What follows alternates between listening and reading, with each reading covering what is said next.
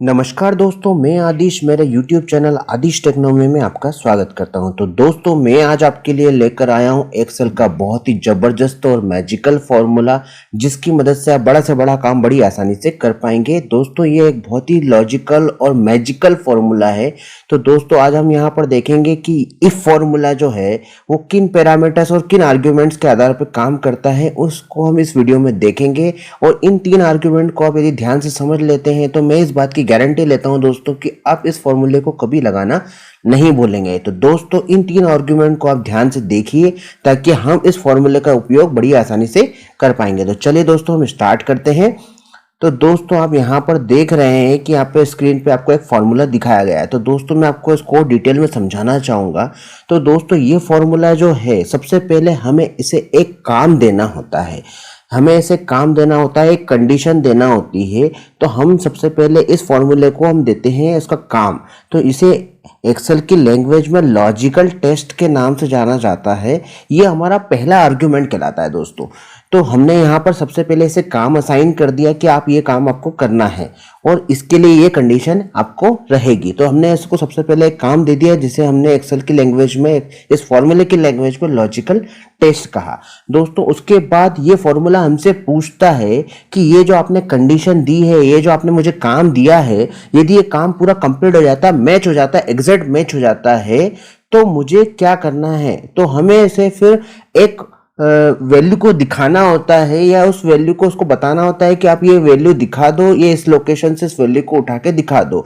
तो दोस्तों, जैसे हमने उसे काम दिया और ये कंडीशन मैच हो जाती है तो वो हमसे पूछता है कि मुझे क्या वैल्यू को दिखाना है। तो ये होता है इसका दूसरा parameter, value if true condition.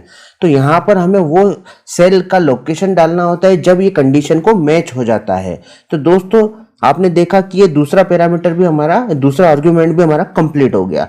फिर हमसे ये जो फॉर्मूला है ये पूछता है कि आपने ये तो हमें मुझे बता दिया कि ये कंडीशन मैच हो जाएगी, तो मुझे क्या करना है। लेकिन यदि ये कंडीशन मैच नहीं होती है, मतलब वैल्यू इफ फॉल्स कंडीशन, तो ये हमारा तीसरा आर्गुमेंट हो गया। तो मुझे फिर से ये बताओ कि ये यदि मान लो कंडीशन मैच नहीं होती है तो मुझे कौन सी वैल्यू दिखाना है और कौन सी लोकेशन से दिखाना है। तो हमें यहाँ पे वो लोकेशन की वैल्यू डालना होती है या वो लोकेशन का सेल वैल्यू डालना होता है जो वैल्यू हम यहाँ पे नॉट मैच की कंडीशन में दिखाना चाहते हैं। तो दोस्तों, यही वो तीन आर्ग्यूमेंट है जिनके आधार पे इफ फॉर्मूला है काम करता है।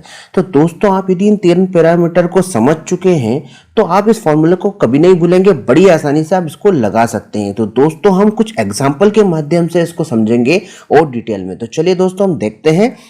तो दोस्तों, आपके सामने एक टेस्ट रिपोर्ट दिखाई दे रही है जो कि हमने एक एम्प्लॉय डेटाबेस यहाँ पर उठाया हुआ है। तो दोस्तों, यहाँ पर आप देख रहे हैं कि यहाँ पर एम्प्लॉय का नाम दिया हुआ है, उसका बिजनेस दिया हुआ है, उसका डिपार्टमेंट दिया हुआ है और हमने एक यहाँ पे एक रिजल्ट का कॉलम दिया हुआ है। तो दोस्तों, हम इस वाले कॉलम को ब्लैंक कर देते हैं।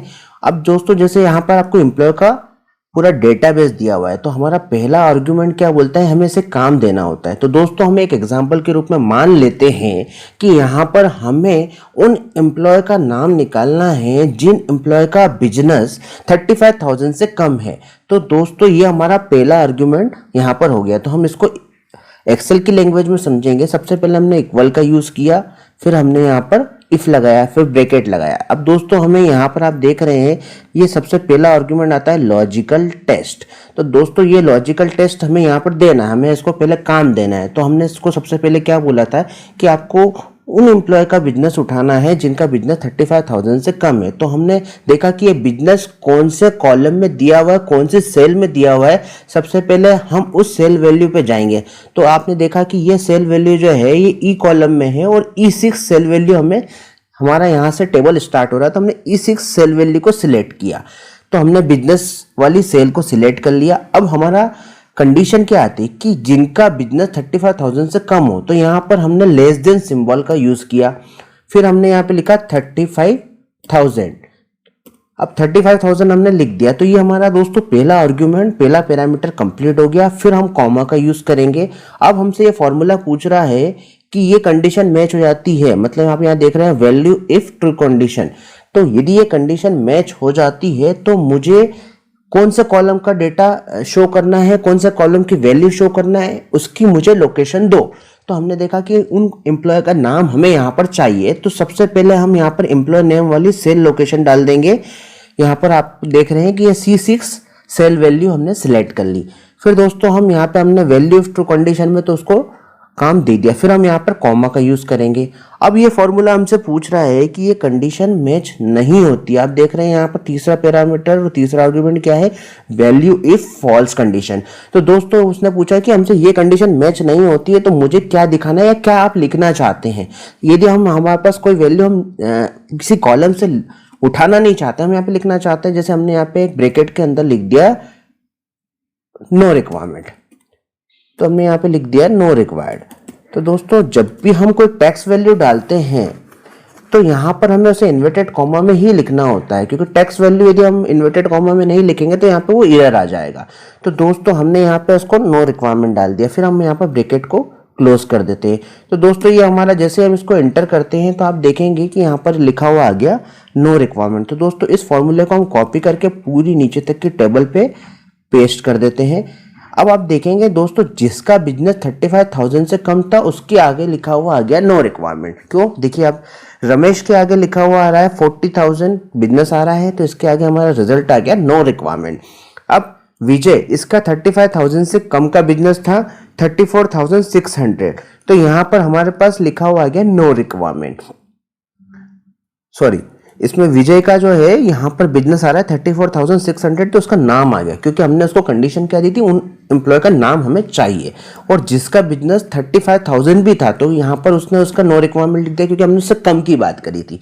तो और दोस्तों फिर हम यहाँ पे देखेंगे अनिल का 33,500 था, तो यहाँ पर उसका नाम आ गया। इसी प्रकार से आरुष का आ गया। तो दोस्तों आपने देखा कि ये कंडीशन यहाँ पर मैच हो गई। अब हम इसको यहाँ पे मान लीजिए फिगर को चेंज कर देते हैं, हम यहाँ पे इसको 34,000 कर देते हैं, तो आप देखेंगे उसका नाम भी यहाँ पर वापिस से आ गया। तो दोस्तों ये फॉर्मूला जो है ना आपको ऑटोमेटिकली काम करता है, आप उसको बड़ी आसानी से यूज कर पाएंगे।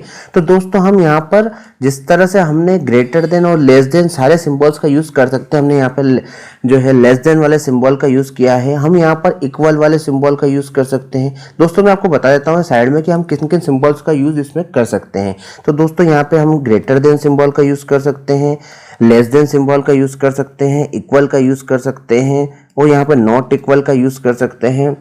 और भी छोटे छोटे बहुत सारे सिंबल्स हैं जिनका हम यूज कर सकते हैं। दोस्तों ये आपको दिखाई नहीं दे रहा होगा तो थोड़ा सा मैं इसको बड़ा कर देता हूँ।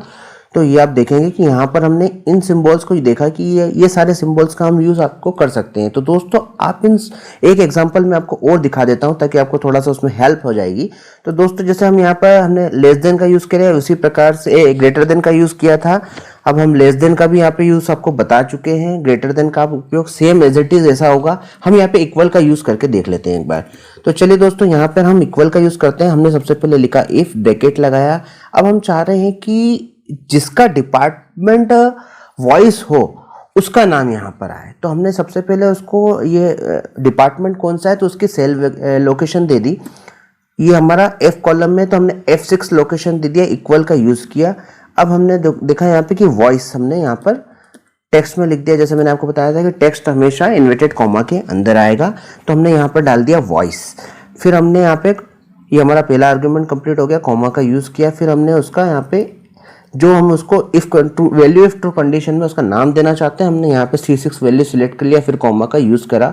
अब यहाँ पर हमने इसको ब्लैंक छोड़ दिया। हमने दोनों इन्वर्टेड कॉमा के बीच में कुछ लिखा ही नहीं थी, यहाँ पे वो ऑटोमेटिकली ब्लैंक उसको कैलकुलेट कर लेता है। फिर हमने यहाँ पे ब्रैकेट को क्लोज कर दिया।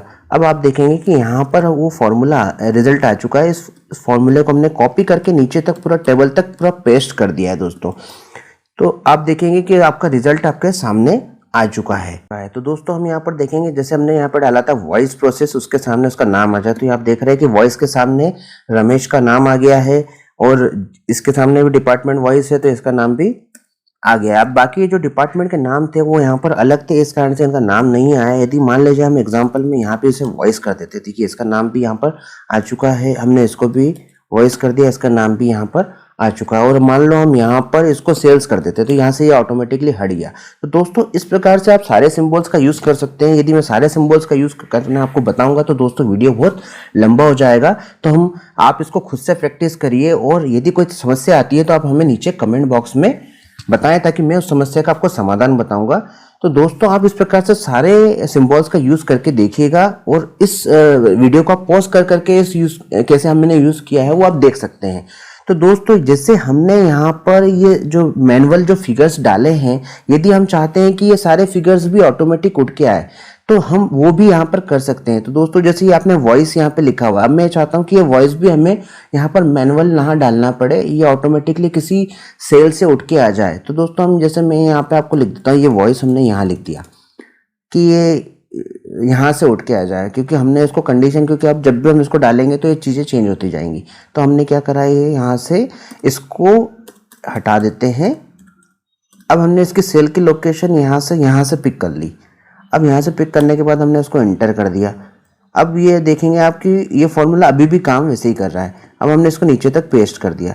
तो दोस्तों आप जब इसको आपने देखा कि यहाँ पर इसकी पिकअप लोकेशन क्या आ रही है, E2, लेकिन आप सेकंड रो पे गए तो इसकी पिकअप लोकेशन हो गई E3, क्योंकि जब हम उसको नीचे पेस्ट करते हैं तो वो ऑटोमेटिकली नीचे शिफ्ट हो जाता है।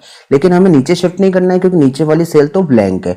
तो हमने क्या करा, इस E2 को हमने डॉलर से आसपास इसके डॉलर लगा देते हैं।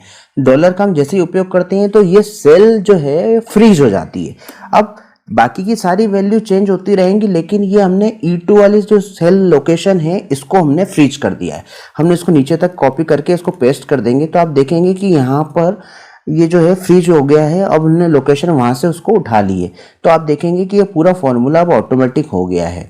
अब जैसे हमने यहाँ पर जब ग्रेटर देन का यूज़ किया था 35,000 वाला, जैसे हमने आपको बताया 35,000, ठीक है, ये भी एक मैनुअल फिगर है। तो दोस्तों जैसे मैं 35,000 को भी यदि यहाँ से उठाना चाहता हूँ या कोई भी कॉलम से उठाना चाहता हूँ, मैंने इसको भी फ्रीज कर सकता हूँ मैं।